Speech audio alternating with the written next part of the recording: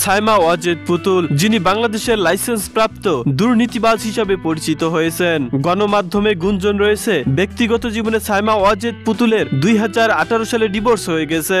সাইমা ওয়াজেদ পুতুল একজন প্রখ্যাত অটিজম বিশেষজ্ঞ এবং বিশ্ব স্বাস্থ্য সংস্থার আঞ্চলিক পরিচালক হিসেবে কাজ করছেন। সেই সাথে তিনি বিশ্ব স্বাস্থ্য সংস্থার মানসিক স্বাস্থ্যের উপর বিশেষজ্ঞ প্যানেলের একজন সদস্য এবং তিনি লাইসেন্স প্রাপ্ত মনোবিজ্ঞানী। তিনি অটিস্টিক শিশুদের অধিকার নিয়ে কাজ করেন, অথচ বাংলাদেশের মানুষের অধিকার কেড়ে নিয়েছেন সাইমা ওয়াজেদ পুতুল। সাইমা ওয়াজেদ পুতুল ব্যক্তিগত জীবনে খন্দকার মাসরুর হোসেন মিতুর সাথে বিবাহ বন্ধনে আবদ্ধ হন। বাংলাদেশ থেকে টাকা পাচার করে মাসরুর হোসেন মিতু এবং সাইমা ওয়াজেদ পুতুলের সারা বিশ্বে রয়েছে 800-রও অধিক বাড়ি। এই দম্পতির 3 কন্যা এবং 1 ছেলে সন্তান রয়েছে।